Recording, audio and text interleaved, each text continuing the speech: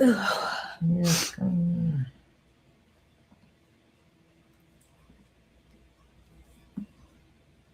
Hello. Hello. Hello. Welcome to Bible Prophecy and Truth. Welcome back, everybody. Diane will be joining us shortly, I'm sure. She works on Wednesdays and she's typically a little late, so we'll hang out and wait for her. Yeah. Welcome. My name's Dan. I'm the author of BibleProphecyandTruth.com. This is my wife, Colleen, co-hosting and chat moderating. And we're going to talk about, we're going to continue our discussion on creation versus evolution, talking about what dinosaurs are and some other things. And then, of course, we'll get into the news and what's going on in the world and how it relates to biblical prophecy. So welcome. Yeah, so welcome back. So if you can hear our voice right now, you need to give it a big thumbs up. There she is. Big thumbs up. Subscribe to the channel if you have not already. If you're on YouTube, follow us on Rumble if you have not followed us yet. Turn on the notification bell so you don't miss any great uploads. Hello, and Diane. then share the show with everyone you know. Welcome. I'll do it now. And all in that order. Okay. Welcome. Thank you for joining Hello, us, Diane. Sissy Pooh. Hello. So we're going to go ahead and jump right in. Yeah. So today we're going to talk about chapters 23, 24, and 25 under creation versus evolution. Hey, Jody. Hey, Jody, welcome. If this is your first time to our channel, we've been going through this entire book for a few lives now. We've gone through biblical prophecy, biblical truth, and this is our second session on creation versus evolution today. So welcome. If you missed those earlier ones, please go and check them out. But today is going to be very interesting because I know that there's a lot of kind of misconception about what dinosaurs really are. Yeah. And so that's what.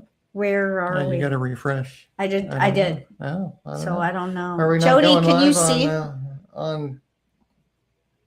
Yeah, there we are. Yeah, I think it was just your computer.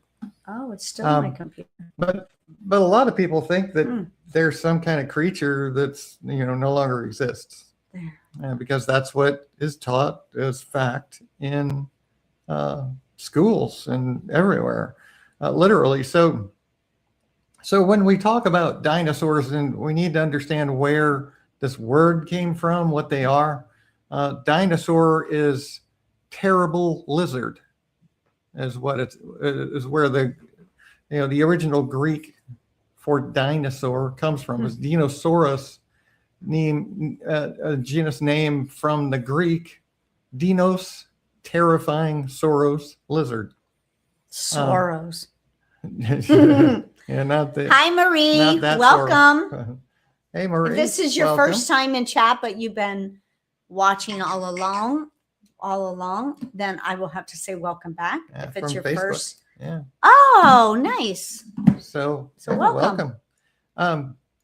But the word dinosaur didn't even exist until the 1800s because nobody had ever seen or imagined a dinosaur. They didn't know anything about them. They are typically called dragons, which, in Psalm 148, it refers to a creature called a dragon. Lots of cultures have dragon legends. Creatures, these large flying creatures and things like that.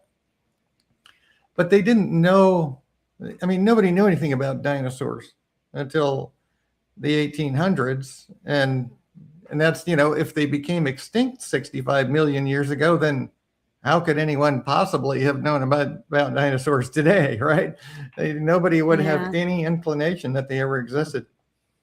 But then, so the question here, though, is since if they became 65 million years ago, became extinct, 65 million years ago, and there was no way to know about them, and human beings and dinosaurs never existed together, then why do we have paintings, cave drawings of dinosaurs and man together?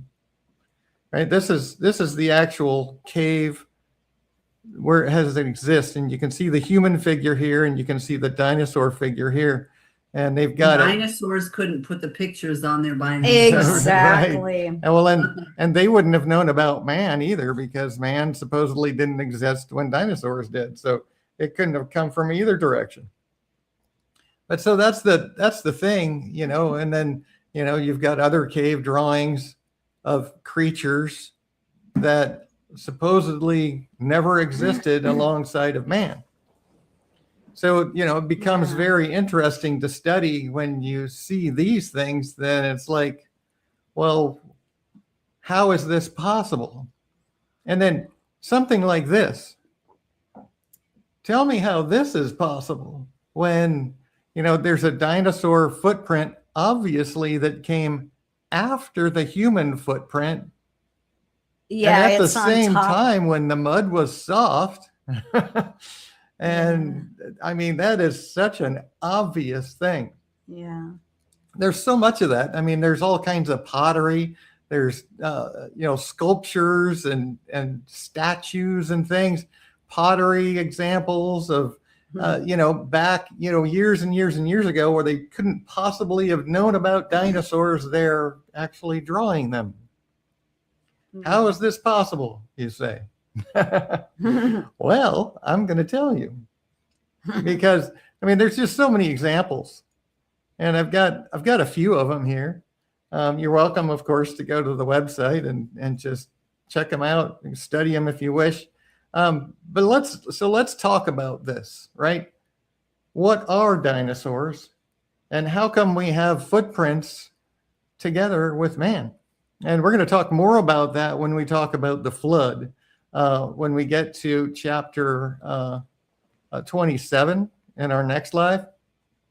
We're going to talk more about the footprints together, the Paluxy River, the Chinese examples, and a lot of things. But today I want to focus on what is a dinosaur. What is it? So it's interesting when you understand that the first dinosaur bone ever found was what was called an iguanodon bone. And the reason for that name is because it looks exactly like an iguana bone that they find in iguanas today. Exactly. It is an iguana bone. It's just a really big iguana bone. And that's why they called it an iguanodon.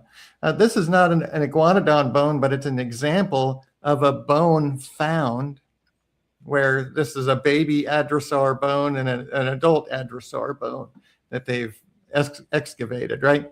There's little ones and big ones. And so the reason it's an iguanodon bone, like I said, is because it looks exactly like an iguana bone. It is actually an iguana bone. It's just a big one. And there's, you know, there's the T-Rex skull that actually, the T-Rex skull actually looks like a, I thought I had a picture of that. It actually, what? I think it's up there at the top. The T-Rex skull? No. Oh, no, not the skull. I thought you were talking about just... No, this is just the skull. The T-Rex skull actually looks like a modern day iguana skull, which is also very interesting, because iguanas today will, when they get scared or they're like defending themselves, they'll knees. Huh? Like their knees, they'll like they're trying to exhale something, right? Which is interesting when you talk about the T-Rex breathing fire, and how the T-Rex skull looks exactly like an iguana skull, and iguanas kind of exhibit behavior like maybe if they were older, they would develop this ability, but they don't get very old anymore. They don't get big. And it's so So the important thing to understand when we discuss this is that all reptiles, no matter what species of reptile it is, never stop growing. They never ever stop growing, no matter how old they get. So when we think about the lifespans of human beings and creatures before the flood, human beings lived there. So the oldest was 962 years. Mm-hmm. Hundreds of years. Noah was 500 years old when he had his sons. It was 600 years old when the flood came. He died 300 years after the flood. Noah lived 900 plus years. Yeah. I mean, there's everyone lived much longer lives. So there's every reason to believe that so did animals. Animals lived longer lives as well. There's every reason to understand that reptiles, if they lived for 300, 400, or 500 years, would get really, really big, right? So think about that. Before the flood, everything was living much longer. Right. And that's why they're dying as early as they are now, because, Right? did you just say that? Well, animals and humans die much Earlier. younger today. Yeah. And it's because of the corruption that the earth is actually mourning, as the scriptures tell us. Everything is wasting away. All the animals and the birds and the fish of the sea are all dying. Hosea chapter 4. And it's because of the evil that men do. Our sin is what's causing all of these bad things to happen. It's causing the earth to die. And everything is dying. Nothing lives long like they used to. After the flood, human beings for the first couple of generations were still living hundreds of years, like 300-400 years. But then after 2 or 3 generations, it started dwindling down to a couple hundred. And, Abraham lived 175 years. Yeah, there's You know, there's still people now that are on Social Security and at 400 years old. I know, isn't that crazy? But seriously, this is, if you've got to think about this, right? This is fact.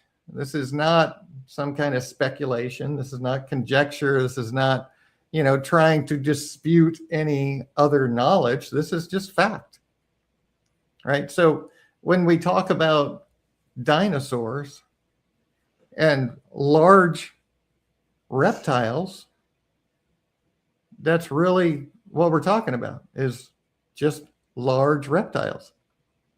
Now, there's species of dinosaur that they've found bones of that no longer exist.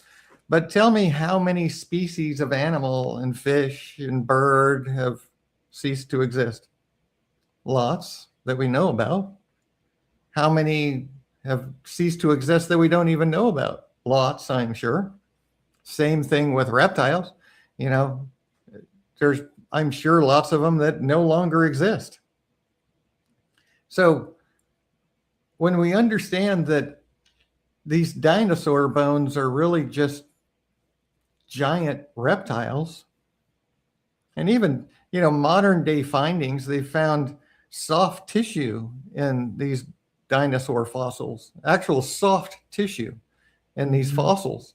And they have scales like lizards and reptiles.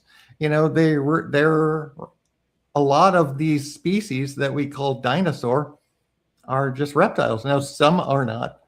Some are different species, but they're just enlarged versions of a lot of things we have still today, like an iguanodon or like an iguana, for example. Mm-hmm. So when we talk about what is a dinosaur, what it really is just an enlarged version of a reptile species. And so there's lots of examples of that. And, they grow, reptiles never die. So we're talking from creation to the flood, 1,656 years.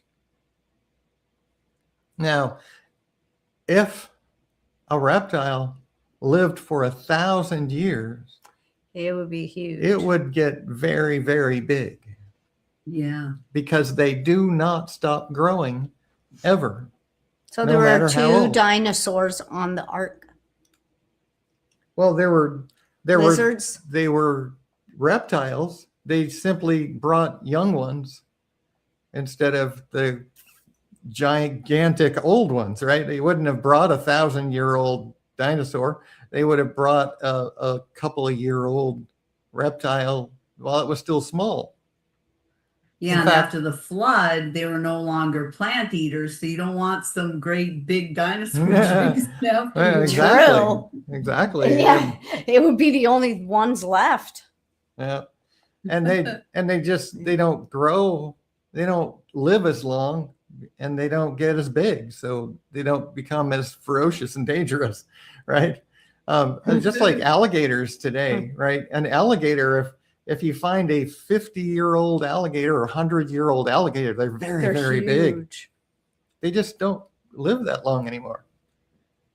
Yeah, It's rare to see one that gets that big they because can they don't get live. pretty Look at big. the big and turtles Florida. that are alive for like a couple they're hundred big. years. Yeah, they're Huge. very, very big. Yeah, like because- there's been a 100-year-old tortoise, and Yeah. it's huge. Yeah, it's humongous.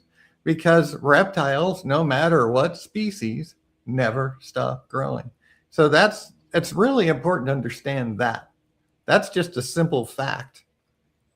And Mhm. so when we're looking at the evidence found in the earth, which is all what this entire study is all about, what is the evidence that we find in the earth and what does it prove? And, this, for example, doesn't prove that there was any species. That in our last live, we talked about the fallacy of dating according to the tests that they have, and how ridiculously wrong they are about the dates of things and how old they are. Mhm. It's ridiculously, spectacularly wrong. And the number of years that they put on things, especially things that we know are not that old, but they say they're billions of years. It's insane. And when we know that, and then they say, well, this bone that we found here is 65 million years old. When we understand how drastically off they are on other things, why do we believe them? Right? I mean, there's modern science has proven so many things to be wrong about what they claim. But instead of changing their minds because of the evidence, they simply just kind of change the narrative and twist the story to kind of make it fit the new findings, Mhm. even though it doesn't work in most cases. But they do their very best. But if we want to know the truth, we're going to examine the facts. We're going to examine the evidence, and we're going to let the evidence make up our mind for us, right? We're not going to just say, well, no, I believe this, so that's the way it's got to be. And that's really the way people that are adamant about evolution will just, any new evidence, they just explain it away with anything they can. Just like they changed their whole narrative of their dating methods after St. Helens, because there was, what was just a couple of decades old, they were saying was millions by their testing. And so they've changed the whole narrative. Well, it's got to be older than 50,000 years, or the testing just doesn't work right. I mean, it's so ridiculous what they try to do to keep their narrative, because they're desperately trying to keep it. And that's really the fact, that the truth is they're desperately trying to keep that narrative, because atheists and people that are really adamant about evolution don't want to believe in God. They hate God, and they cannot let evolution be wrong. Otherwise, what's the alternative? Mhm. So they desperately cling to that no matter what evidence you bring them. And I've seen it. I'm on, groups that talk about these things on social media, and I've seen that over and over and over, where people will present evidence, new evidence that's found, and they scream and mad they get, because can you believe this is, and they call things fake, and they'll just say anything, and then usually what happens if you present more and more evidence, like with me for when I'm talking to people about the Bible and they disagree on something, and I show them scriptural evidence where what I'm saying is true. And well, if they can't prove the Bible wrong, then they change the attack to attack me personally. I mean, that's been my personal experience for 20 years, right? Since I've been doing this, is they'll turn the attack to me personally, because they can't refute the evidence I present. And that's the same thing that people that believe in evolution will do. If you present evidence that refutes their belief, they just get screaming mad, and they'll attack you, and it becomes a personal thing for them. Every single time. Yeah. And that's why, when it gets to that, then I just walk away, because there's no point in continuing to talk to them.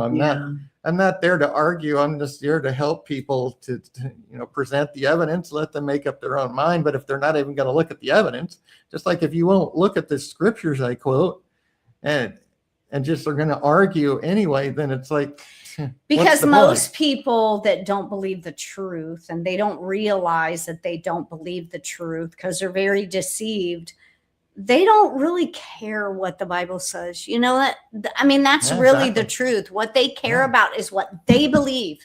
Yeah. Because it matches up with a preacher that they've been watching on YouTube, or their church pastor, and they are deceived, and they like that little soft, warm place. And when they have to be forced into changing their mind, they get very angry. Yeah. They don't like it. Yeah, People exactly. Their don't pride like it. gets in the way too. Because Yes. a lot of people. I mean, if he has evidence to prove something, no matter what they've always believed, they know the truth now. They're just being stubborn and don't want to admit the truth. Who do we know that wants to hear you've been wrong? Not very many people. Not very many people want to hear that they've been wrong for their whole lives and what they've thought. Yeah, I don't know what the big deal is about being wrong. The thing is, if you really love God, then you've got to let the Bible correct you. Well, that's the whole point. It's all scripture is given by inspiration of God, and is profitable for doctrine, for reproof, for correction, and for instruction. And we need to let the word correct us. Well, we need to humble ourselves and allow the word to correct us. And that's the whole point. How much do you love God?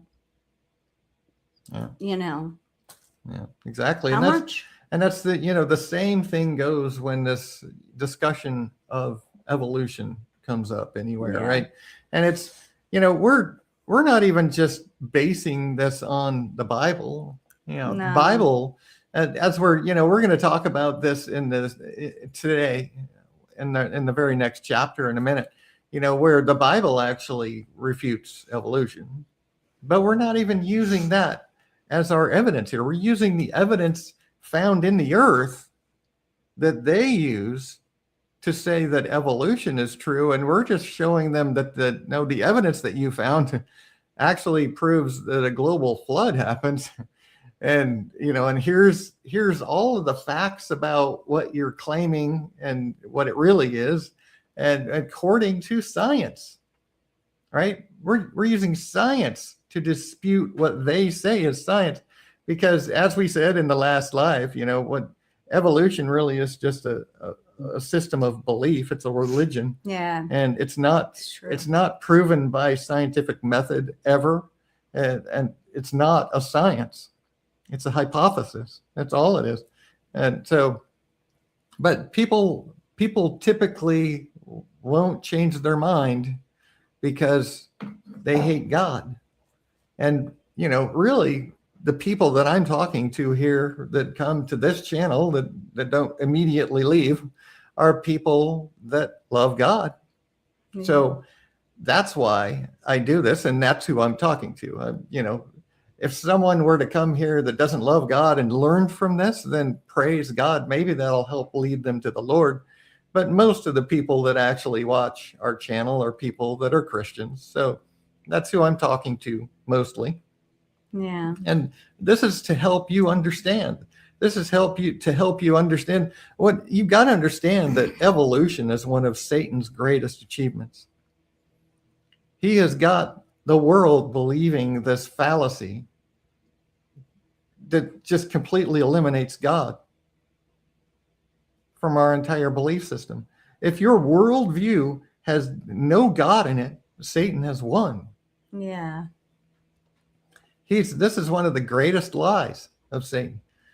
You know? So let's continue our discussion here though. You know, if dinosaurs were extinct 65 million years ago, then why do we have evidence of so many that are alive today? And I'm going to talk about a few. The coelacanth is a fish that is thought and preached and taught by evolutionists that it's one of the first creatures to ever crawl up on dry land and begin living on land instead of water. And this was supposed to have happened about 70 million years ago. So, wow. Curiously, January 8th of 1999, Science magazine shows that they've actually found live coelacanths. This is a coelacanth. This is a living coelacanth. This is a fossil. This is the living creature. So, and the most curious thing about this Extinct is this fish can only live in very deep water. So the idea that it is the first creature to crawl up out of the water onto dry land is kind of, no, that's not true. But do they change their mind? Do they say, oh, I was wrong? No, of course not. But the evidence is right there staring you smack in the face. They're comfy and warm where they are. I'm not talking about the coelacanth. The people. The people that are believing what they believe. They don't want it's cozy and warm their there. beliefs to be shaken. And when you start messing with that, people don't like that. They like believing the way they want to believe. Yeah, but it's, you know, if we love God and we love the truth, then we've got to be corrected by the truth. Yeah. So the coelacanth is kind of a great example of how much of a fallacy their theories are, because evolution is just a theory that has no proof whatsoever. And they tried desperately to use bones and archaeological evidence to prove it, but it really doesn't prove anything. And a lot of the evidence that we find actually proves the opposite. So the coelacanth is an example of megamouth shark. We're supposed to have died off 65 million years ago. This is a science fact. Wow. But hello, in 1976 in Hawaii, they caught a megamouth shark. Imagine that. That's a 65 million year old shark. Yeah, well, that's why it's called a megamouth, right? Yeah. But this, you know, and then another was netted in 1984. Wow. I mean, That's a big these are examples of how what they say is science fact is not science fact. In fact, in the last few decades, they've gone from teaching evolution as a theory to teaching it as fact. And they're adamant that it's fact now, even though it has never, ever been proven by the scientific method. A plesiosaur was washed up on the beach in Santa Cruz, California in 1925. This is a giant sea monster, right? The kind that has a long neck And, in the movies, you see its head swimming above the water, or as it's, In because its movies. neck is coming out of the water and it's swimming, And this is another example, right, of this creature that's supposed to have died off millions of years ago. An elephant with a hump on its head. It's supposed to have died off at the last ice age, right?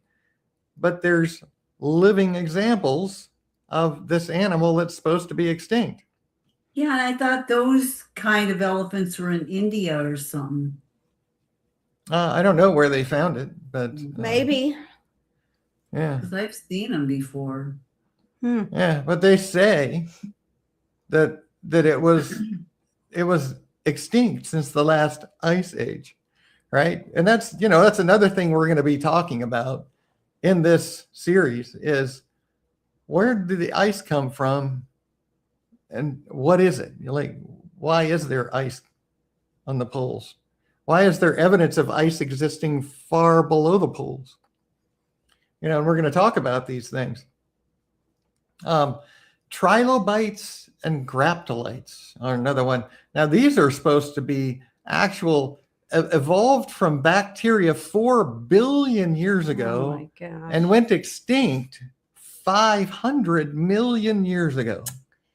Where did they come up with these numbers? This is what they teach as facts, I know. right? I So know. the problem with that is they found live evidence of living graptolites in modern materials.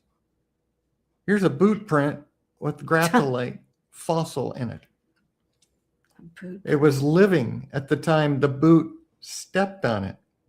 Was it graptolite? The graptolite, yeah. What is it? What is it? Bacteria? It's a Organism. It's an organism that evolved from bacteria 4 billion years ago, they say. Oh. And supposedly went extinct 500 million years ago. Blob. It's supposed to be our ancestor, right? It's supposed to be where we evolved from. What is a bacterial thing? 570 million years to 370. I still don't know what years it ago. is. Is it But- like a blob? Is it like fleshy? Like what? Well, I think this is a picture. Like what is it? I know it. Is it meaty? Like Does it have does a it shape? swim? Like Kind what of does it do? This is kind of the shape of it. So right? what is? This is the it? shape of it here. Bacteria. It's like a little bug, really. A It bug. supposedly evolved from bacteria to it this evolved creature. from bacteria. Yeah, So it's Oh. like a little bug. like a little bug. okay. creature, yeah. I just want to make But sure this- because But it's supposed to be long extinct. I mean, 500 million years is a very long time, right? But they found living graptolites. But don't they say that there are animals and stuff that have been extinct for a long time, just like 1,000 years, that are now coming back? Well, they Have you found that heard they're that? not exactly extinct. Yeah, Yeah, that there are they're- some examples of that too. Yeah, Like diseases that have been kind Yeah, of true, resurging, extinct yeah. and they're now resurging. yeah. Mhm. And then so the point that I'm making here, as I know, is that they're clueless. To put it bluntly, Yeah, they're they They are haven't been absolutely searching clueless. for any of this stuff either. not what? They haven't been what? They haven't been searching for this stuff either. They just Oh. make it up. Oh yeah. Exactly. Well, and they blatantly ignore evidence. In fact, they'll literally turn their back on evidence and ignore that it exists because they want to be if right. it goes against the narrative. Yeah. Yeah. Because they want to be right. Yeah. Then they don't really know anything. They are literally clueless. And it's like God said, for the wisdom of this world is foolishness with God. It is literally foolishness to cling to this idea, even though modern science has absolutely proved it to be wrong. And another example is the Lekovala swamp in Africa. They were shown a picture in the Congo in Africa Pygmies. of a long-necked dinosaur, and they said, "Oh, that's a Mokele Membe." They knew what Yeah. this thing was. African accent. Mikilibimbi. Mokele Membe. But that's, I mean, they literally knew what this thing was when they saw a picture of it, because they're alive and well in the Likovala swamp in Africa. Lukova. Now, the Likovala swamp is Lukovala. a 50,000 square mile swamp. It's humongous. It just looks like a long It's like the neck. size of the state of Texas or something.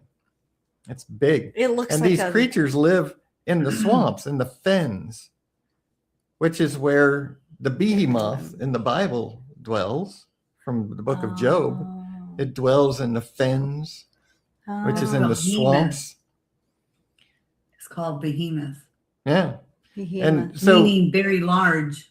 yeah. Yeah. And this is, and the Bible calls it the king of the creatures, right? Because it's big. So what's the other photo? But this is, Oh. you know, a kind of a rendering of Mokele Membe. Well, what's the photo up on top? These are, this is just like where they where they hang out. were in Africa and where they hang out, right?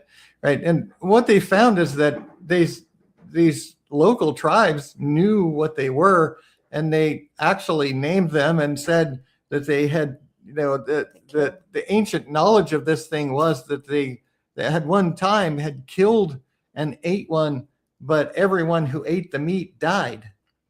So they don't touch them. Yeah. Yeah.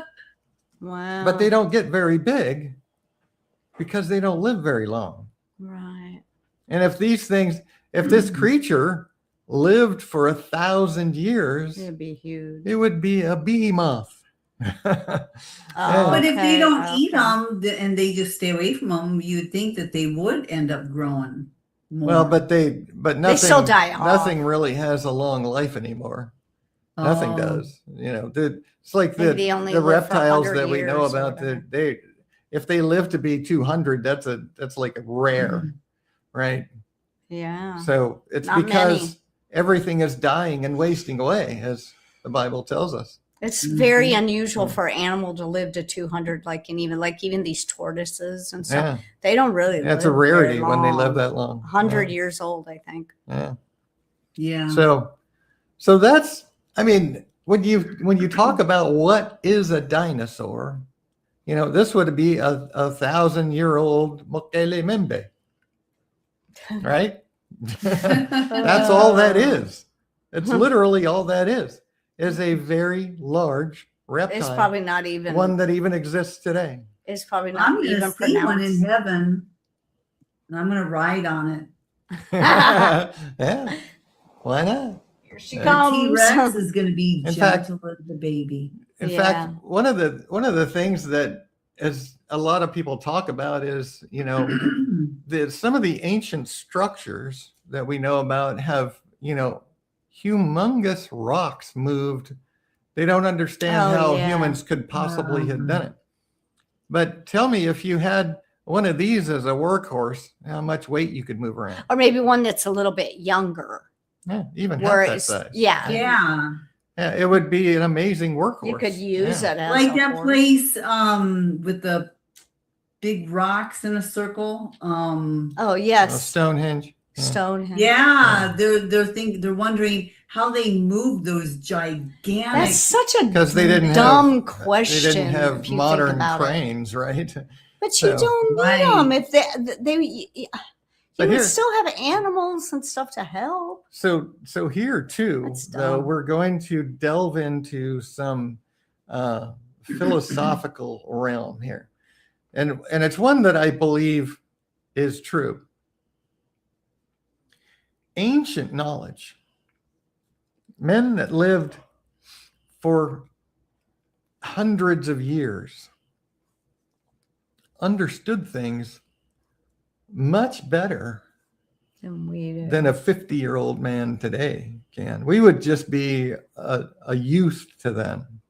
Pups, young At 50 pups. years old, you'd just be a youth still. And just kind of like a 50-year-old thinks of as a 15-year-old, right? Now they're just young and dumb. They don't know anything. They're going to do these stupid things they do, you know? And just like when I was 15, right?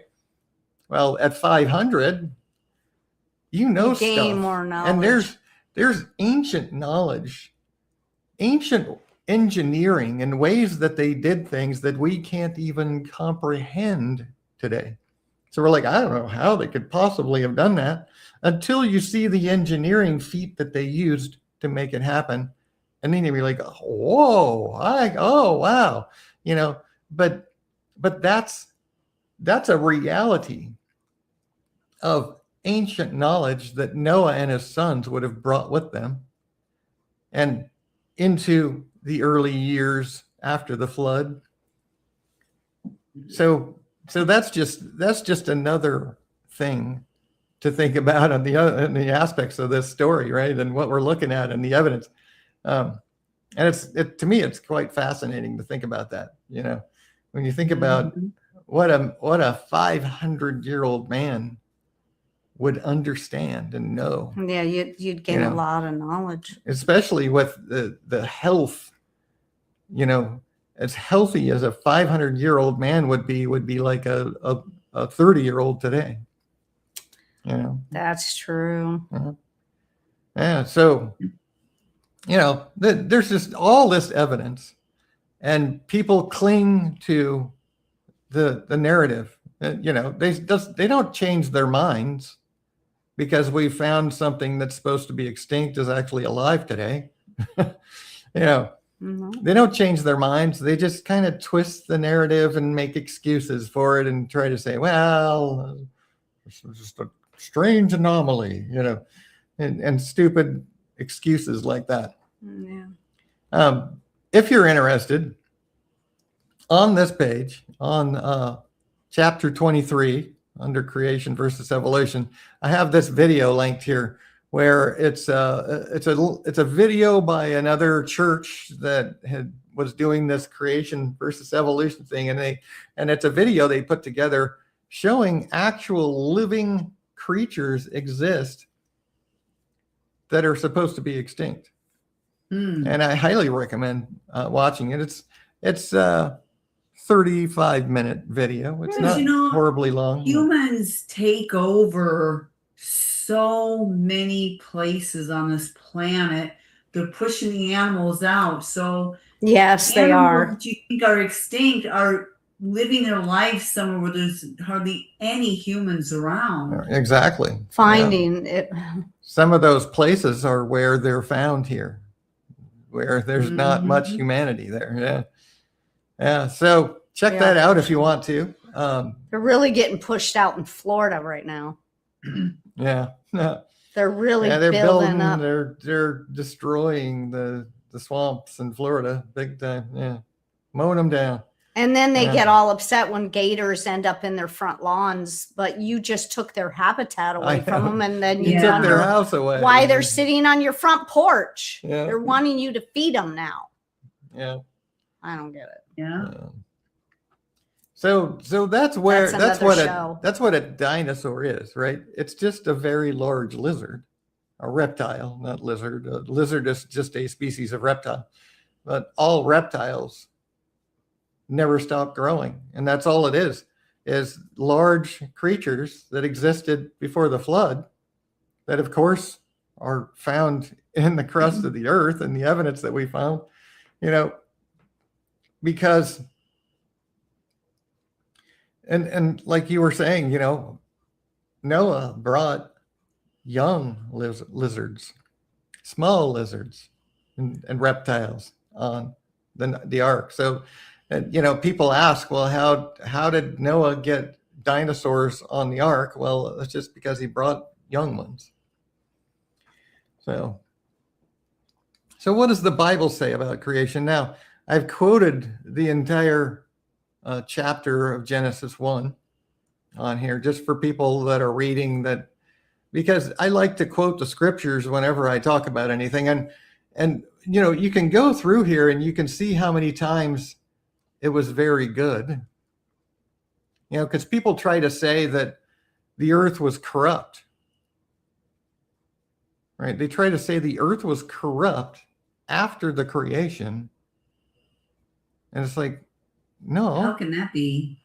Well, because they try to say there's billions of years in the creation and that it became corrupt. Well, at the end, when man was made, it was very good. Yeah. It was very good. There's nothing corrupt in God's creation when he created it without sin, before corruption came to the earth. It was very good. And then the whole idea that, verse 2 means that the earth became formless and void. Well, the word, let's go look at it. Just because. When you look at Genesis, the earth was formless and void. What is void? Nothing there. Empty. There wasn't an earth there at all. It wasn't something that became something. It was without form and void. But it says the earth, so there must have been but it's a sphere. It's a desolation. So it's a sphere without. No, there's nothing. Then why does it say desolation? earth? It is a vacuity. It's empty, because the thing that it's mentioning here is that the earth that we know was empty, was nothing in the beginning until God created it. Okay. Because I'm like, means. Earth, it says an earth. Right. The earth that we live on, the one that we never was here today, before. Did not exist before God created it. Okay. It was without form and void. It didn't become corrupt. It didn't exist. Right. Until God made it in the creation. And they say, see, the people that believe in creation but also think that there's truth in the Bible try to say that there's billions of years between verse 1 and verse 2. And that the earth became corrupt. Made up. But the earth did not exist. And this whole statement here, there's not two creations. This is a blanket statement. In the beginning, God created the heaven and the earth. And here's how he did it. Right? This is the explanation of how he did that. This is just a blanket statement. God created the heaven and the earth. And in the beginning, the earth was without form and void, and darkness was upon the face of the deep. And the Spirit of God moved upon the face of the waters and said, "Let there be light." And there was light. Yeah. God created light. He created it in place. Right? He didn't wait 15 billion years for it to stretch across the universe. He just created it in place. You're right. Then he stuck a sphere. Then he created the earth, created all of the planets and the galaxies and the earth. Yeah. He just created light so he could see what he was doing when he was doing all this. I thought he was the light. Or maybe he was the light. Yeah. And he just said, "Let there be light." Now, you have to remember that turn the light on. God is a spirit. And this is the thing that I like to help people understand. I know. He doesn't have eyes. I understand. God does not exist in the physical realm that he created. Right. Light, so he doesn't need light. As we know it, needs to be refracted off of something in order for us to see things with our eyes. I know, honey. A spirit doesn't, I know, you were just joking. Yeah. But a spirit doesn't need some light. People might not, right? Yeah. The Spirit of God is God the Father. That's who, this Spirit of God is the same as the Holy Ghost. It's the Spirit which is God, the Creator, the Father. Mm-hmm. And that's the spirit that created all things. And he became part of his own creation, right? By being born into it, which is the most amazing, awesome thing in the world, is that God actually became part of his own creation by being born into it of a woman just like we are. It's so absolutely fascinating. He created light because we needed light. We needed it for warmth. We need it for plants to grow, To see and everything. to Yeah. see, to Yeah. Otherwise, it'd be dark all the time. yeah. Yeah. But he did it because he had imagined the form of man. He would need it when he And was And decided to evolution become taught one. you this, but he made the sun to be able to make us feel good. Yeah, he Yeah. did really Get us did. 'Cause- healthy. Yeah. Well, and he Yeah. actually made It's this vitamin D. He made the sun. He said, let there be lights in the firmament of heaven to divide the day from the night, and let them be for signs and seasons and for days and for years. Mhm. Let them be lights. Let them be for Seasons. lights in the firmament of the heaven to give light upon the earth. Hmm. And it was so. That was the creation of the sun, moon, and stars, Yeah. right? He made two great lights, the moon and the sun. You know, that he did it on purpose. He set the moon around our planet so that even on the dark side of the planet, at nighttime, there would be sunlight. It wouldn't be absolute darkness. Right. And then he made it healthy. And the sun's so good for us. Yeah, and Yeah. even like the dogs, you say, "Oh, dogs are sunbathing." They're actually doing it instinctually. Like Duke will go out in the middle of the yard and just lay in the sun, sit down, lay down, and just soak up sun because it's Animals do it healthy. instinctually. It's yeah. vitamin D. Yeah. Yeah, So- they do it instinctually. Yeah. Yeah. Mhm. So, you know, there's a few things I talk about on this article. The main points that I make, you know, are, you know, the thing that hath been is that which shall be, and that which is done is that which shall be done, and there is no new thing under the sun. Mhm. Nothing evolves in God's creation. Mhm. All flesh is not the same flesh, but there is one kind of flesh of men, another flesh of beasts, another of fishes, another of birds. We didn't all evolve from some amoeba or Right. graptolite, right? We are different. We're different kinds of flesh. He Yeah. made it that way from the beginning. And from the beginning of the creation, not after billions of years of evolution, from the beginning of the creation, God made man and woman, right? In 6 days, the Lord made heaven and earth, the sea, and all that in them is, and rested the seventh day, Mhm. It wasn't billions of years. right? Mhm. And he made man in his image, right? I have created him for my glory. I have formed him. Yeah, I've made him. He made us in his image. In the image of God created he him, male and female. We're not a random accident. God created us specifically in his image. Right. For glory. For his glory, he created us in his image. Yeah. You know, to deny that is to deny God. Yeah. We're not an accident. Yeah. And then, you know, remember the 80,000 tons of mud per hour, you know, and the delta and everything we talked about last time. You know, the earth is 6,000 years old. That is a fact. And it's actually proven by many scientific things that we find on the earth. There's nothing that's older than 4,400 years old.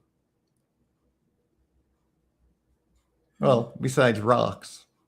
I'm talking about, you know, things that we find on the earth, living things, you know, Yeah. like the Delta and the Gulf of America, you know. I should change the name of that there because it's now Yeah, the Gulf it of is America. They legal. really change it? Yes, it's Oh, legally really? changed. It's Gulf of America now America. because it doesn't belong to Mexico. It belongs to America. And so I have another link here on the bottom of this one to an incredible video. I have it on my website. You don't have to buy it. I do have a link to, if you do want to pay the creators of this video for their video, you can watch it here. Definitely can buy it if you choose. But it is a very, very good video. It's an hour and 41 minutes and goes through scientific evidence that's just amazing on Genesis and this whole idea of evolution. It's really good. Definitely check it out. So now we're going to talk about the firmament. And I probably should have saved this for next week or for Sunday because we're going to be running out of time. And I want to spend a little bit of time on this.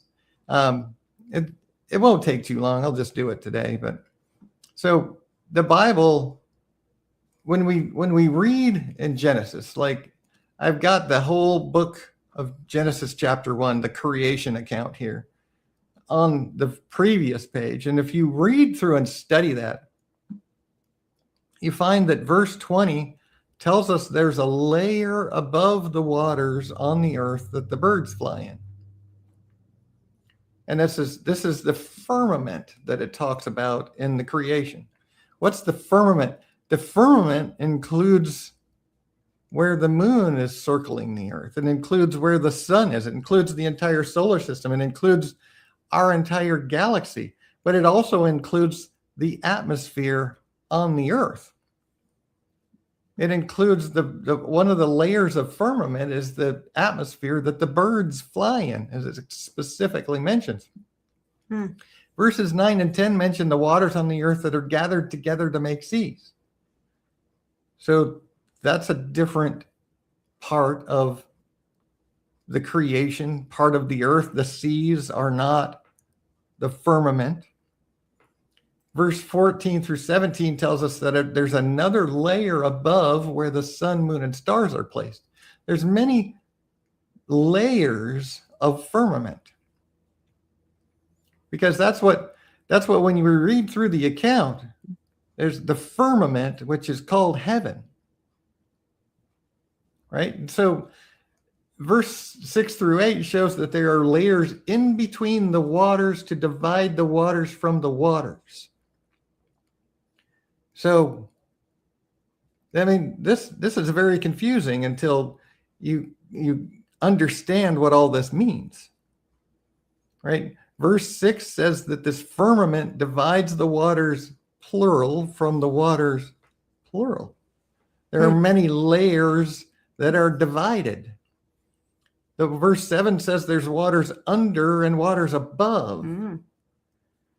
The word firmament means an expanse and by implication to overlay. So the firmament, which is heaven, is expanses and overlaid layers of expanses. Now, some of them are quite huge, right? The distance between galaxies, for example, is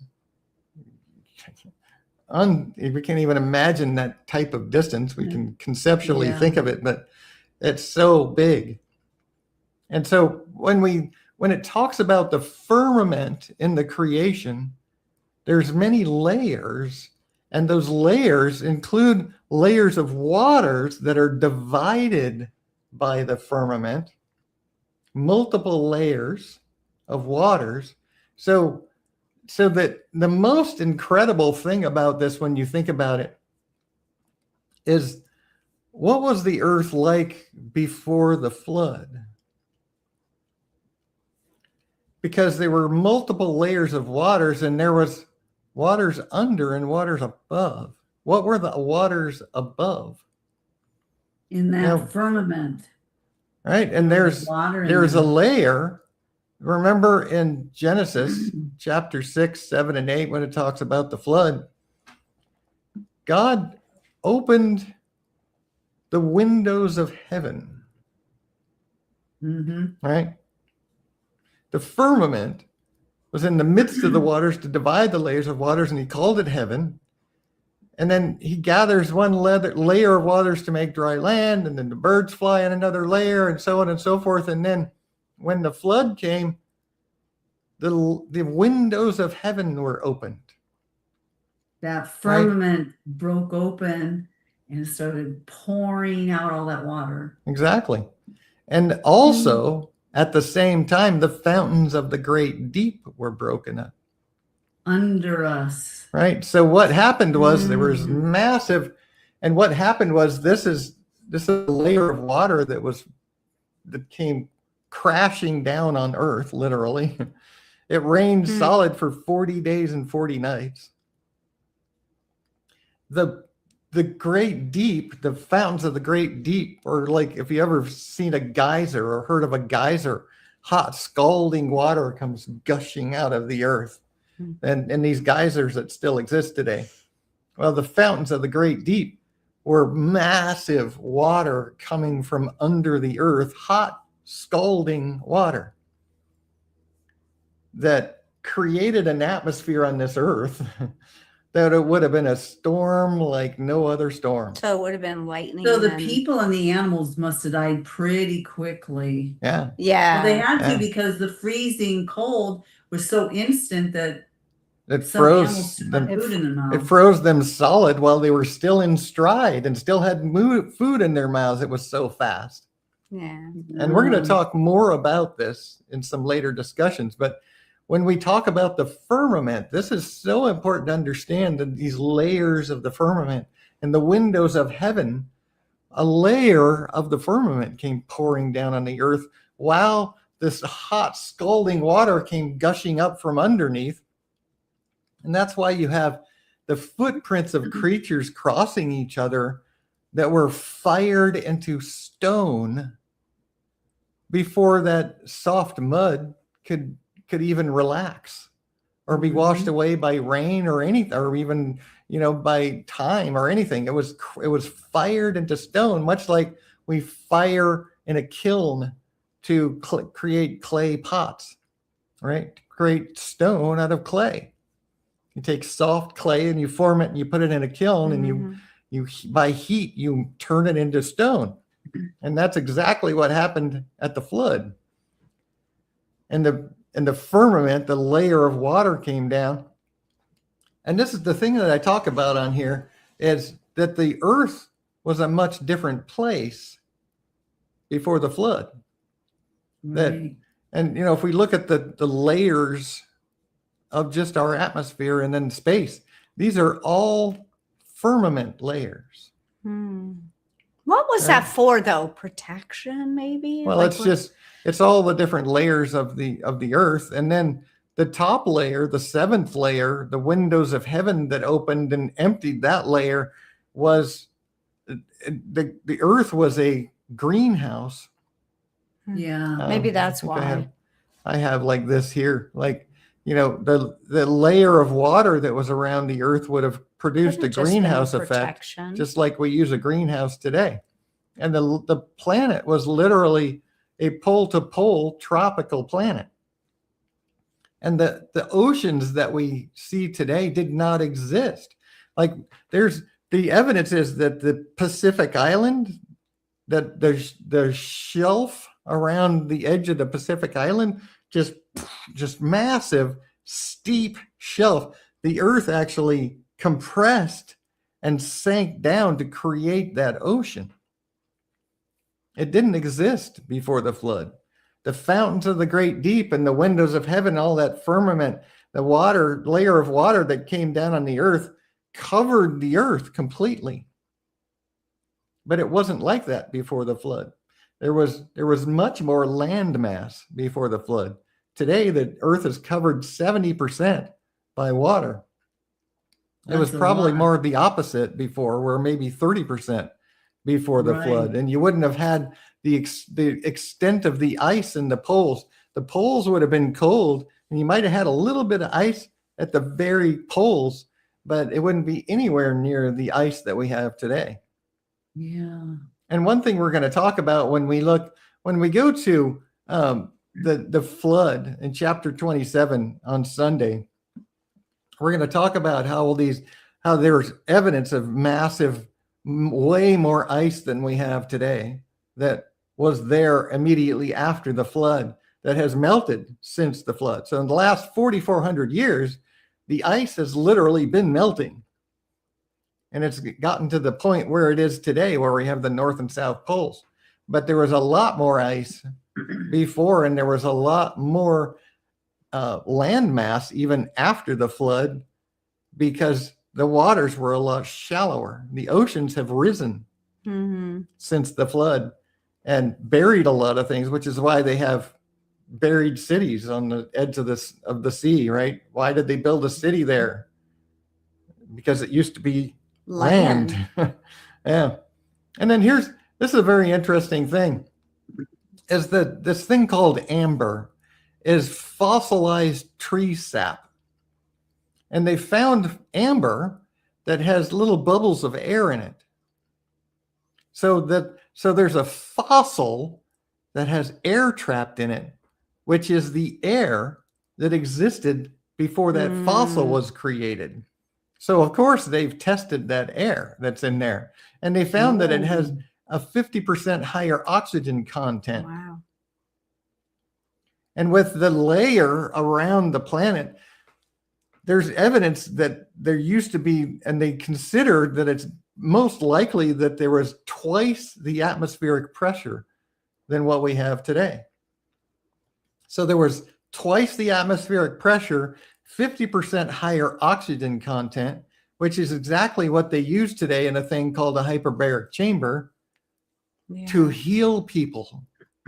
Because pressurized oxygen therapy makes your body heal super fast. Yeah. Which is why before the flood, people and animals lived so much longer, because they had this environment which was much more conducive to long life, with this higher oxygen and pressure and atmospheric pressure. You were literally living in a hyperbaric chamber on the world. I would love. Yeah. And it would have created a greenhouse effect. I'd It was love a to have one of pole-to-pole tropical planet before the flood, which is absolutely fascinating. It's so amazing I to would me. love to have one of those things. And then one of the things that I like to look at is the book of Enoch. And I have it on my notes menu. I have notes on the book of Enoch, and I have a link to the actual book of Enoch if you want to read it yourself on this page, where I talk about why I believe that it's authentic, for one thing, because it's quoted in the Bible a couple of times, and Enoch is mentioned, and it's something that I believe is authentic. And one of the things it talks about in there is the deluge and the deliverance of Noah is actually prophesied in Enoch, because Enoch was written before the flood.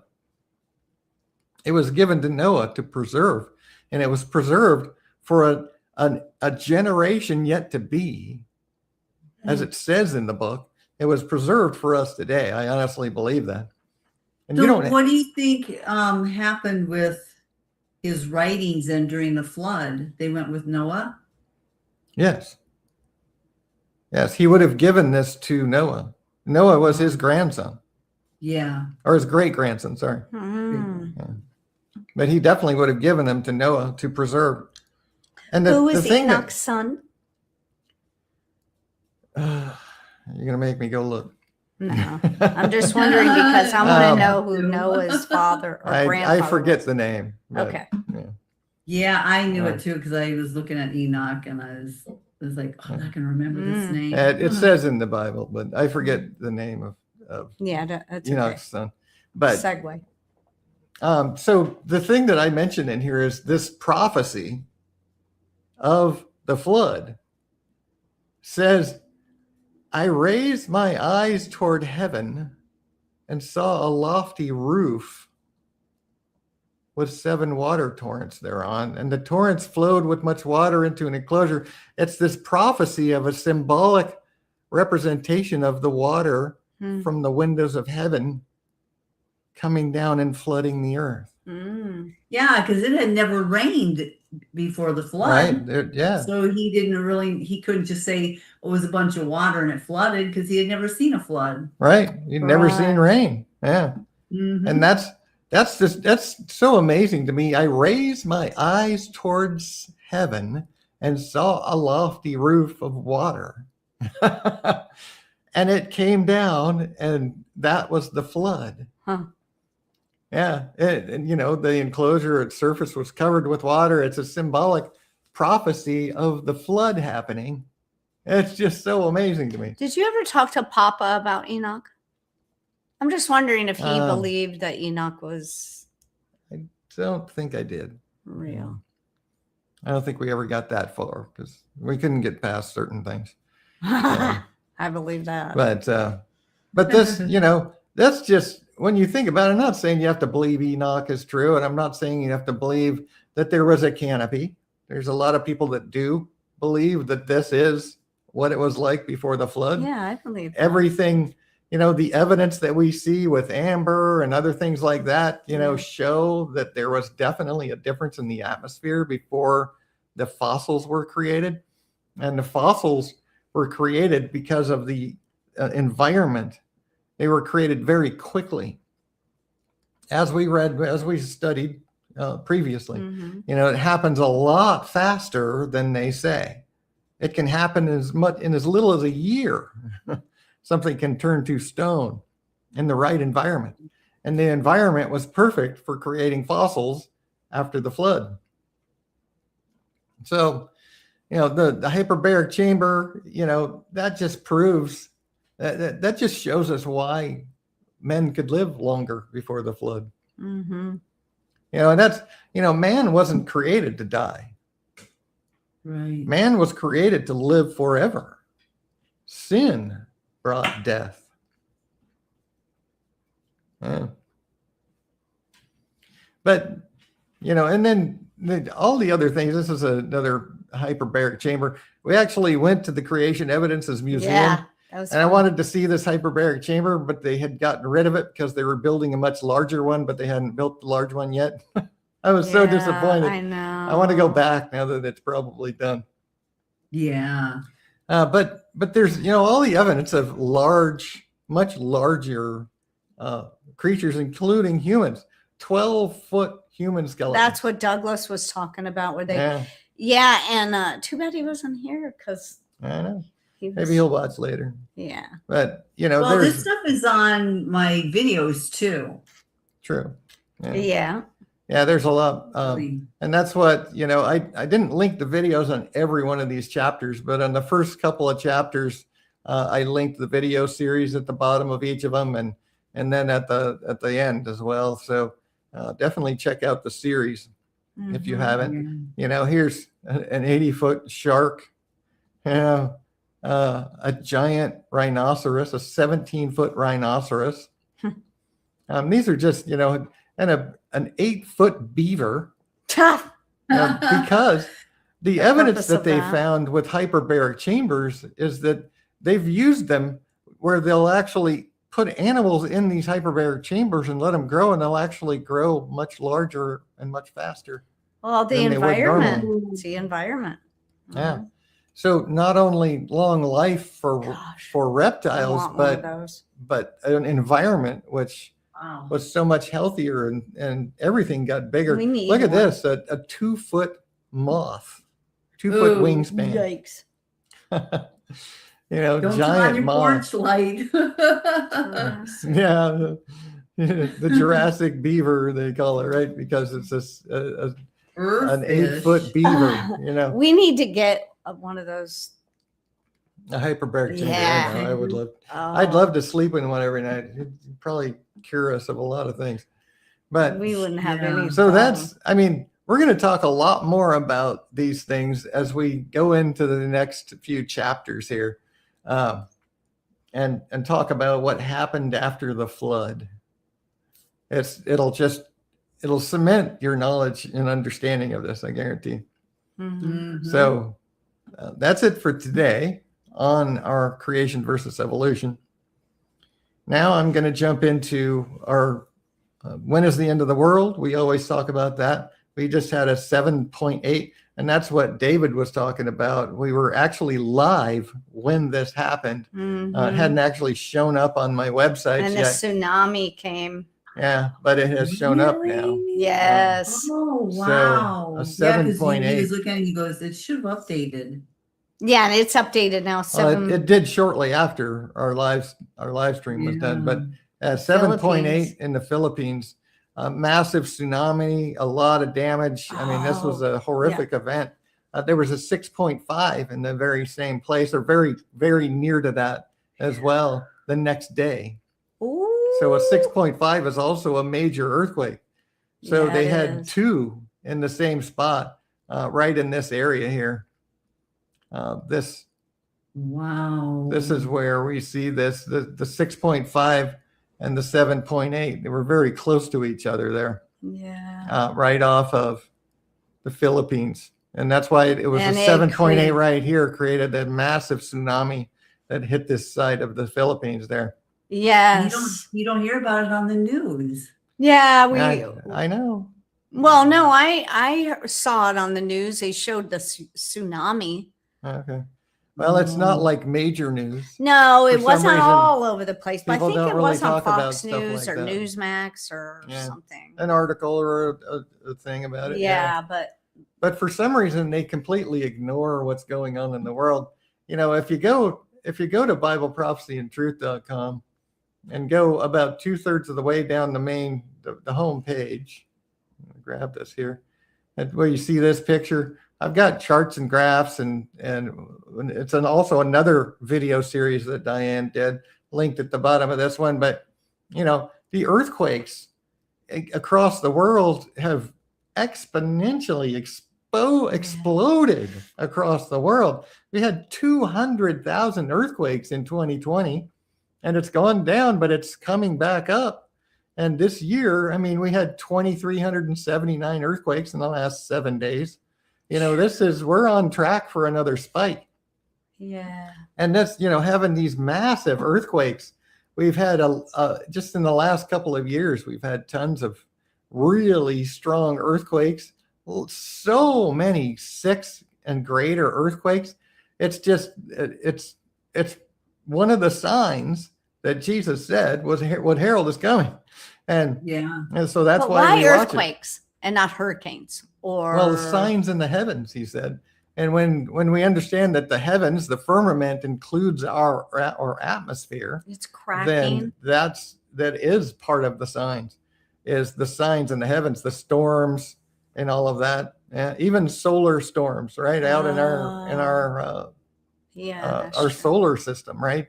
You know, from our planet, the atmosphere, and the solar system, and everything is the signs in the heavens. Yeah. So, if you haven't seen that, definitely check it out. Watch the videos. On to current news, and I've got kind of a sequence of events that happened in just the last few days, where, you know, there was an Iranian missile attack that we talked about, right? Iran threw a bunch of missiles at Israel. Israel struck back shortly after, hit a bunch of cities, Tehran, Tabriz, Isfahan, whatever, however you pronounce those, but did a bunch of attacks.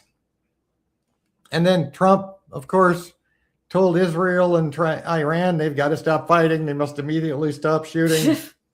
The IDF said, we're preparing for days of war with Iran, or for even a longer period. In fact, Netanyahu said, we're going to defend ourselves. Yeah. I don't care what you say. Hey, we're going to do what we got to do. Bud.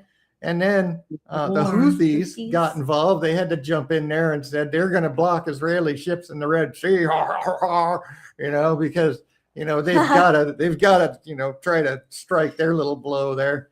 you know, because Oh, they hate, and Israel is the most hated Tiny little tiny country. little country in the world because all of Islam hates Israel. They Yeah. hate Jews and Christians. Yeah, because they hate God. Yeah. And so of course the Houthis want to get involved there. And then Iran calls to end the conflict, as if they're the ones calling the shots. And then but warns Israel about Lebanon.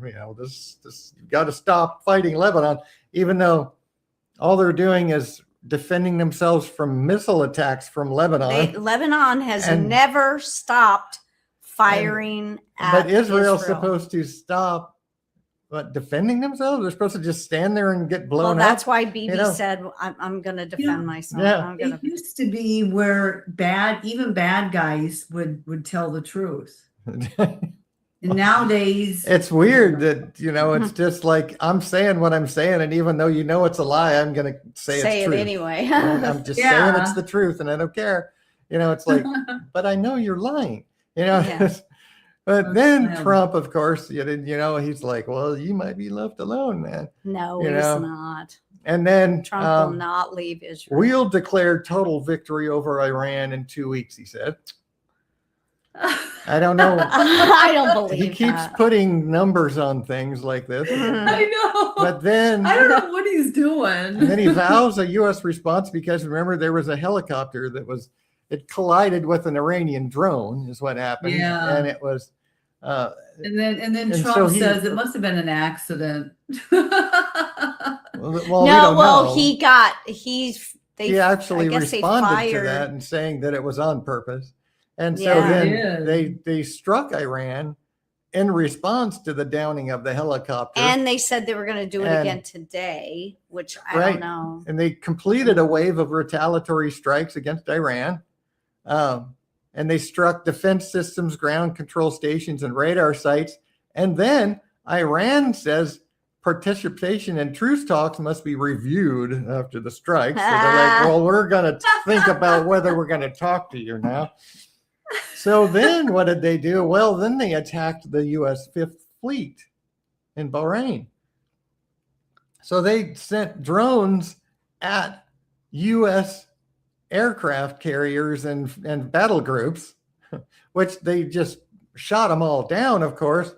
But then they also attacked bases across the Middle East, U.S. bases. So they're they're all out attacking us again. And then so now I thought that stuff hadn't happened yet.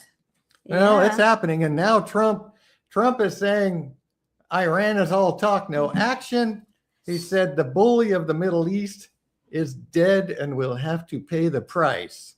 So then he's threatening to bomb Iran's power plants and bridges.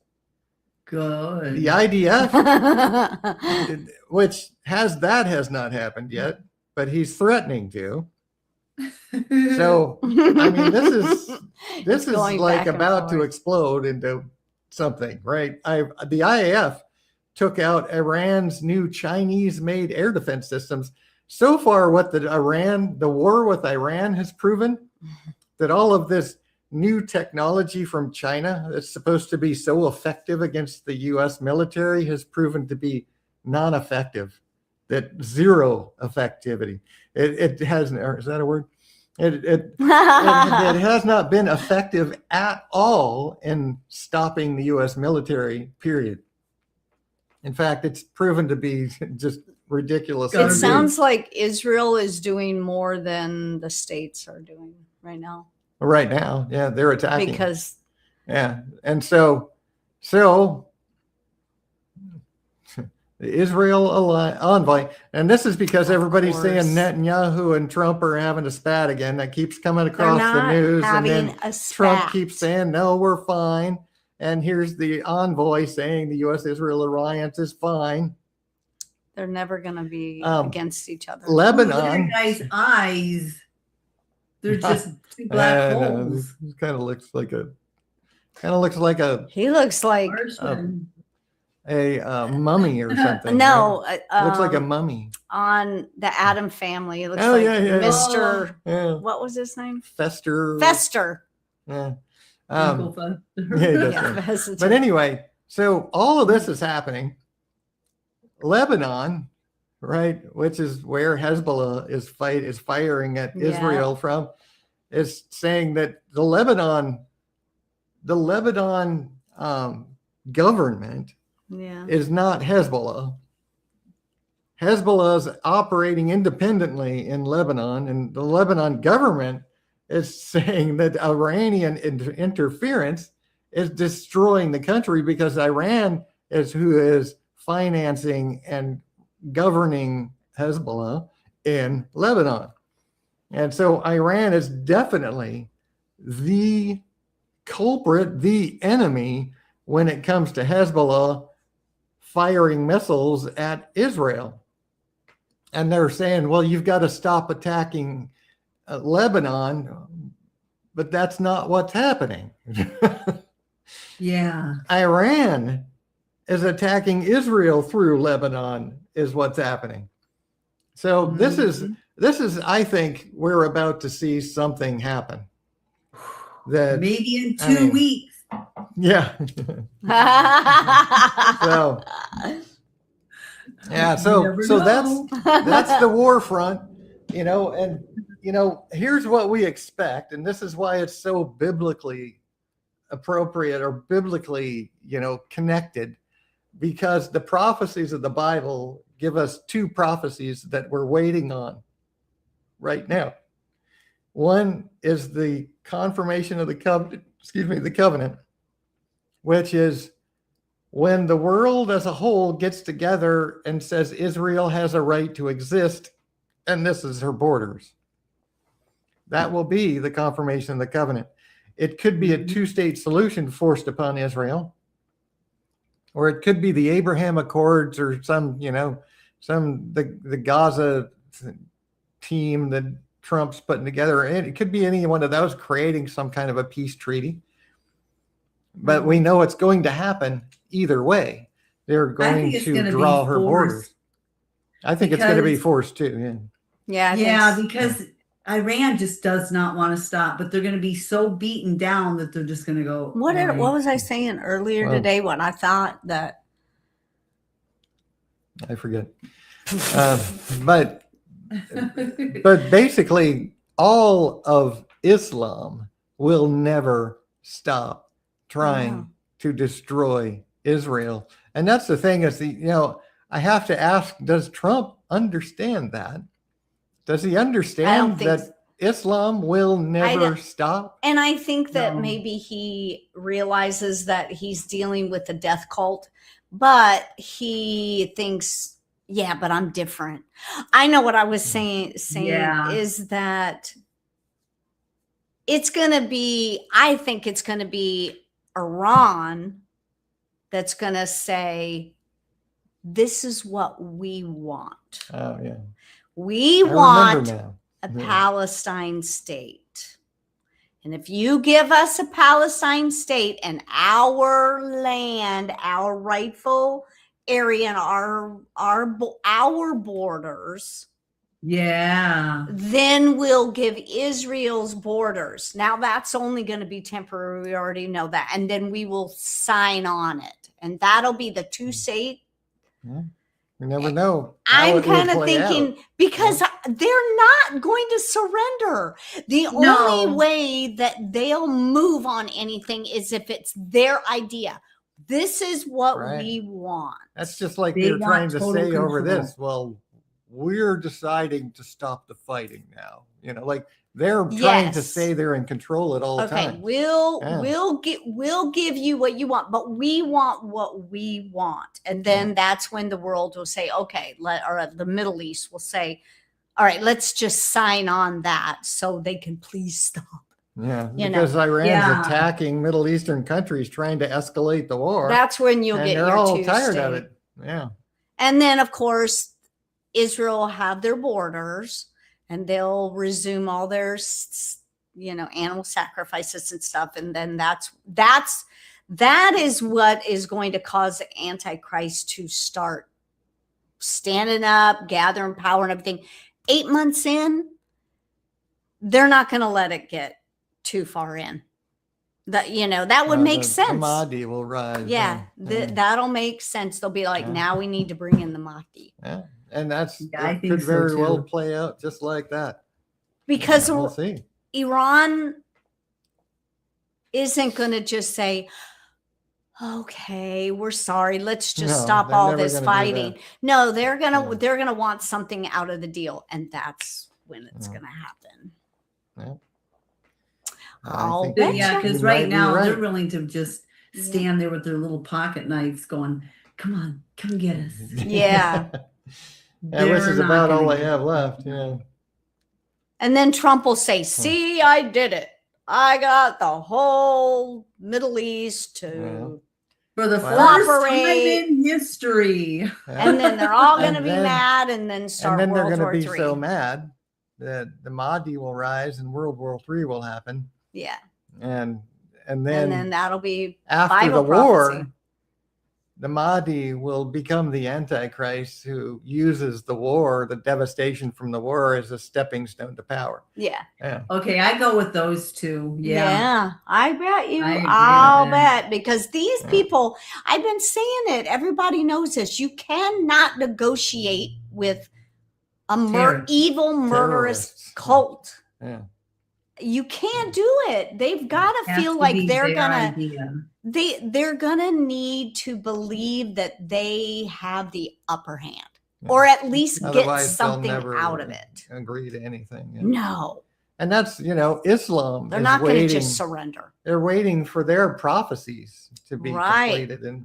And that's one of the things, another thing that we talked about is one thing that I've been contemplating and that I've decided to go ahead and do is that once we're done with Creation of Evolution series, which will be in the next live or two, probably 2 more lives, what I'm going to do is go into my notes and start going through those as well. And the first thing we're going to talk about is Islam in the Bible and the false prophecies that Satan has set up in Islam, that are duplicate prophecies of the Bible that exactly mirror the Bible, but they are the exact opposite. Where the good guys of Islam, the Mahdi and the Muslim Jesus, are the Antichrist and false prophet of the Bible. And Satan has done this to fool the Muslims. Absolutely. When the prophecies of the Bible start coming to pass, the Muslims will think it's theirs. Do So- they believe that there's going to be a war? Yes. Yeah, but In fact, that's why Iran wants to escalate this conflict, Right. because they want the war to bring the Mahdi. so, Yeah. but I also heard that in Islam, they also believe that they will get a Palestine state, Uh, or no. they'll believe I that. haven't seen that, but they do. The prophecies do say that the Mahdi will establish the caliphate in Jerusalem. Oh, Yeah. So Hmm. we're going to talk more about that and go into the notes when we're done with our creation versus evolution. But we have to remember that Islam believes it's going to rule the world. They right. believe Yeah. that 100%. That's their prophecy, is that Islam will rule the world. And it's going to come true under the Antichrist. It will be very short-lived, and thank God that he's coming back soon. Mhm. But it is going to come true. Only Very, for 3.5 very sadly. years. Yeah. So the Islamic scholar calls on Sunnis to collaborate with the Shia in working to destroy Israel. Yeah, see, they're not going to give in. Because even the Sunnis and the Shia all have the same goal. They want to wipe out Israel. That is their goal. And it is a common goal in all of Islam. Mhm. Yeah. So, Turkey kind of taking the mantle. Oh, As Turkey is Big Sunni, time. Iran is Shiite, and Turkey taking the mantle doesn't change anything at all. Yeah. Qatar funded Muslim Brotherhood linked groups across Europe. Imagine that. Just like in the United States, CARE and all the other organizations that are promoting and propagandizing the world to make us think that Islam is so wonderful. They've done that across Europe. Imagine that. Imagine how Europe got to where it is today. Remember last live, we looked at, how Europe is like, how'd we get here? It's because they listened to all the propaganda. They allowed the invaders to come in and invade their country without doing anything. And in fact, welcoming them and helping them in, just like Biden was doing, opening our borders and flooding 25 million invaders across our border. They're trying to fast track it in the US to catch up to Europe. And, link places like the Muslim Brotherhood are funded by Qatar, these organizations, and then places, organizations like CARE, the Council on American Islamic Relations, that's been in the United States pushing for this, how wonderful Islam is and bringing Islam understanding into the United States, are funded by Qatar and also promote the Muslim Brotherhood, which is a terrorist organization, and which is why CARE is now being recognized as a terrorist organization by some states, thankfully in Florida, and it's, it's like, how did we get here? We're allowing it to happen. This absolutely has to be stopped right now, or there's not going to be any hope for the United States. You still have people that are trying to fight ISIS. Yes. Yeah.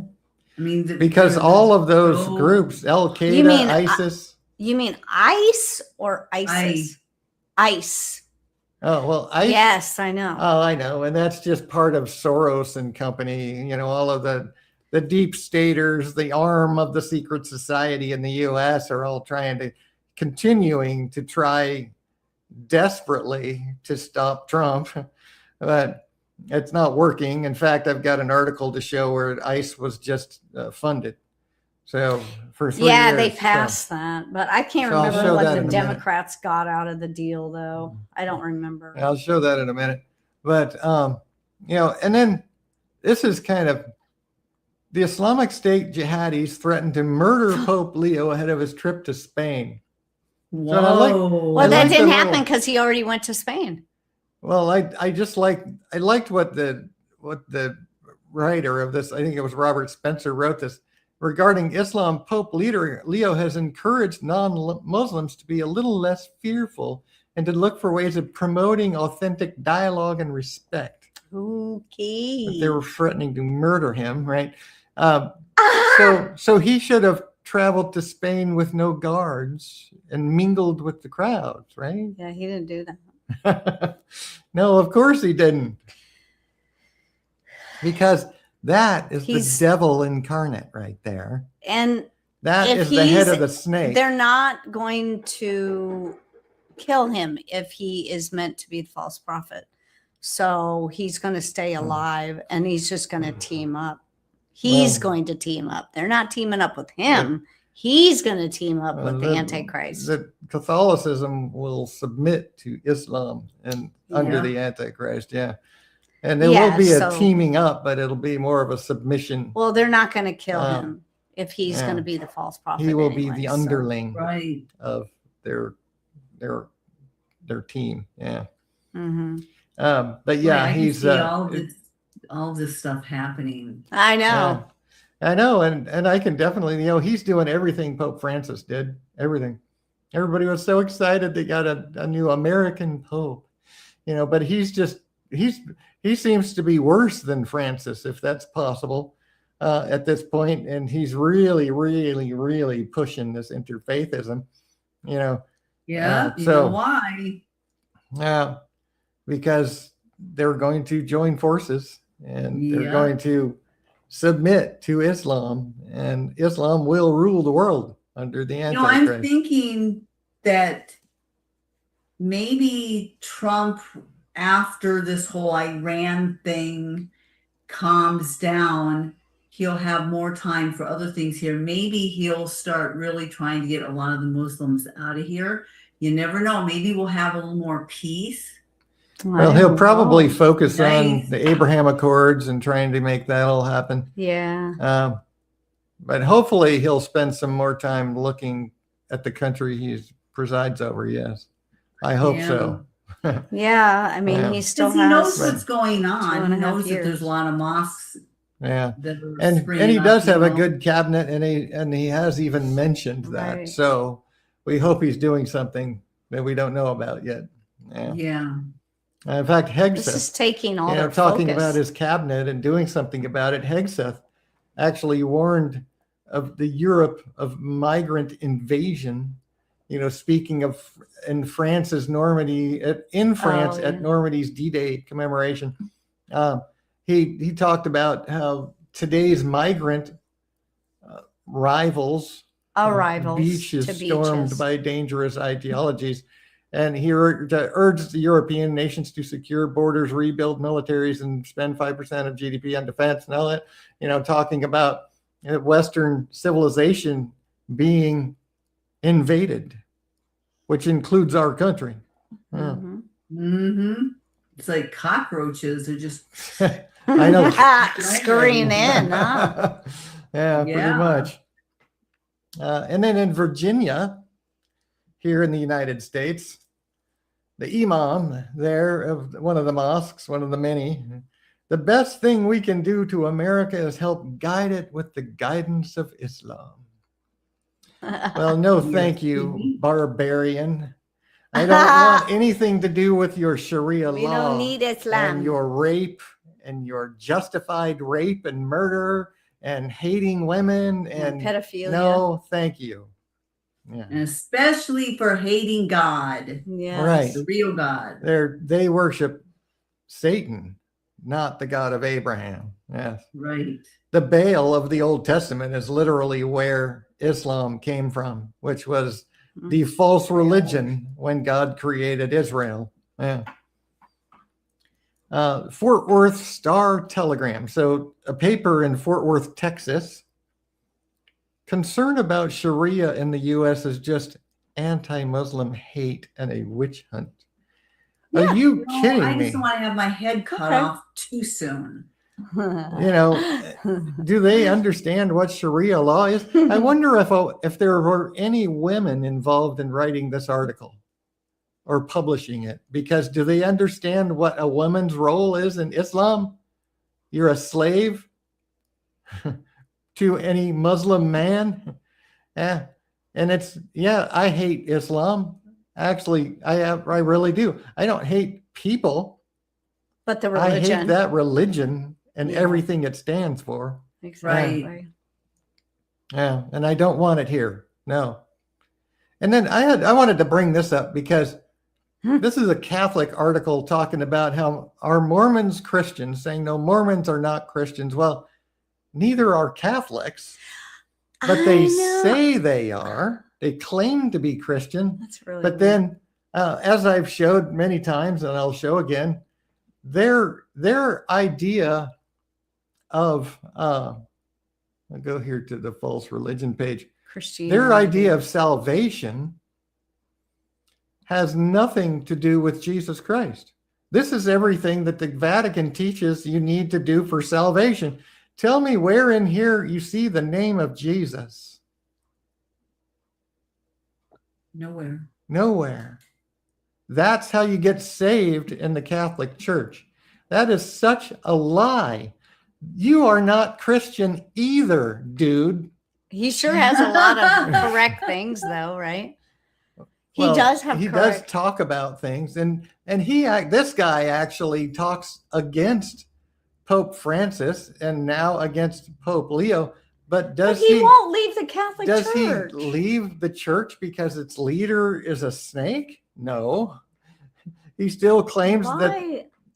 the salvation comes through the Catholic Church. He Even just though- probably figures he's gonna follow the beliefs and not the guy in the dress. Yeah. Sort of. And you know what flabbergasted me too is is here what it's coming down to, and this is what Satan is using to divide Christianity, is exactly what he says. The answer comes down to one foundational theological truth. Now, it's a lie, but the Holy Trinity. Well, wait a minute. What about how the Mormons think that Jesus and Satan are brothers and that there's trillions of gods, and none of that matters? What the one foundational problem is that they reject the Trinity? Oh, man. Well, the Trinity is your lie, and they've got most of churchianity believing it too, which is very sad. And the Muslims don't care because they'll just lob off your head if you're considered anything like a Christian. Yeah, they don't care. Yeah, they don't care if you're not Muslim. Yeah, which is why Catholicism is going to submit to Islam, because right now they're preaching that Islam is a religion that worships the same God that everyone does, according to them and their lies, right? And they say that you can be a Muslim and be saved, just like a Christian. So when it comes down to either being a Muslim and dying, all the Catholics are just going to convert. Yes, they are. Because, of course, it's the same thing. So, of course, they're going to do it to save their own skin. Yeah. And I can see how Satan has manipulated this so absolutely perfectly. Satan is not just some dumb little evil spirit. He's a very powerful, extremely intelligent fallen angel who has control of this entire planet right now. Yeah. He hasn't taken over with. Tell them that. What? You should come to my job and tell them that. Well, no, you could tell them.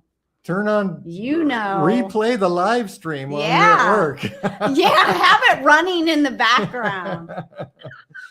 But I had to show that. And then, this is what I was talking about earlier.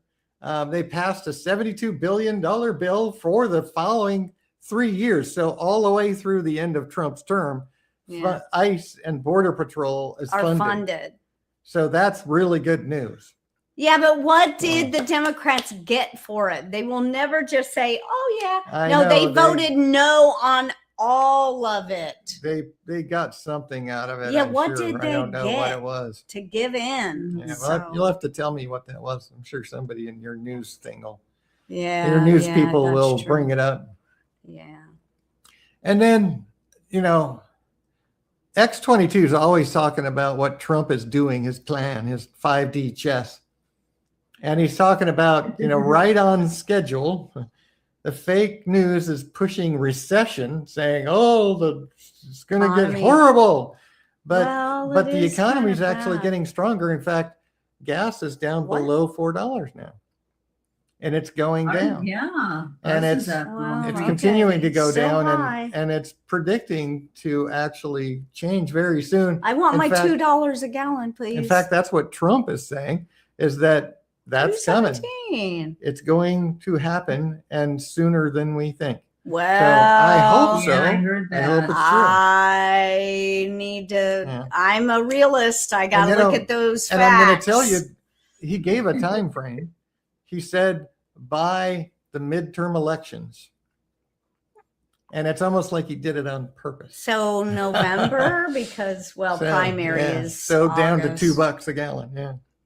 So. Oh, that's too long. We shall see. That's too long to wait. We shall see. But I think it was purposeful, the timing of it. Because if you get the economy, by the elections, if the gasoline is down to $2 a gallon, people are going to be happy. Feel happy. Yeah. So what? He's holding out until the midterms to do this? Well, I think it's just all about this. He's restructuring the entire oil economy in the world, and that takes time. It does, yeah. So he has an economist that tells him, well, this is about how long we have to wait. Yeah. So I hope it's true, right? Mm-hmm.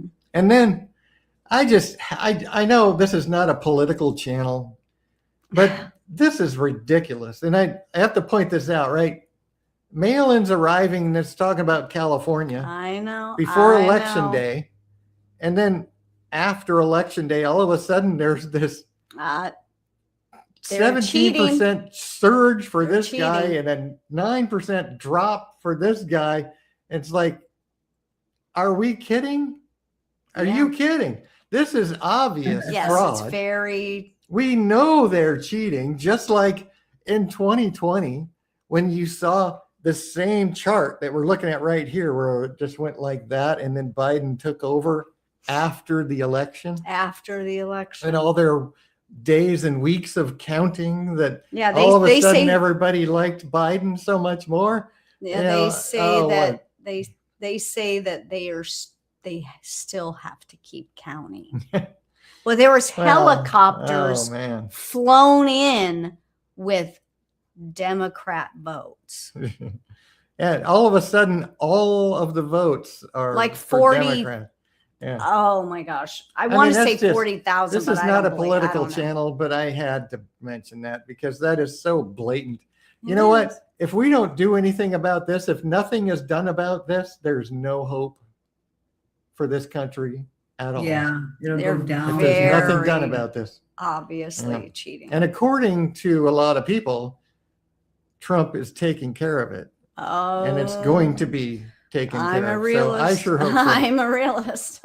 I also had to bring this up. I watched the video of her being murdered and I cry every time I see it.